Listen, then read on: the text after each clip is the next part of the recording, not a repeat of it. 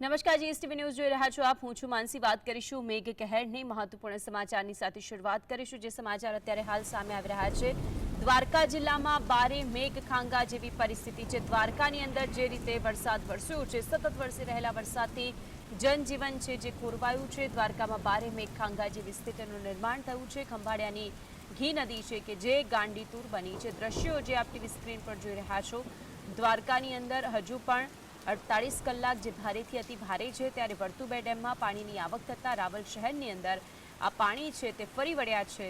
દ્વારકા જિલ્લાની અંદર બારે મેઘ ખાંગા જેવી પરિસ્થિતિનું નિર્માણ થયું છે। આ જે દ્રશ્યો છે તે ઘી નદીના દ્રશ્યો છે કે જે ગાંડીતુર બની છે। સતત વરસી રહેલા વરસાદથી જનજીવન પ્રભાવિત થયું છે। દ્વારકા શહેરની અંદર પણ એવી જ પરિસ્થિતિ છે, કારણ કે જેટલી પણ દુકાનો છે, રસ્તાઓ છે તે પાણીની અંદર ગરકાવ થઈ ગયા છે। હજુ પણ 48 કલાક દ્વારકા માટે ભારે કહેવામાં આવ્યા છે, ત્યારે આ વરસાદની પરિસ્થિતિની વચ્ચે વર્તુબે ડેમમાં પાણીની આવક થતાં રાવલ શહેરની અંદર આ વરસાદી પાણી છે કે જે ઘૂસ્યું છે।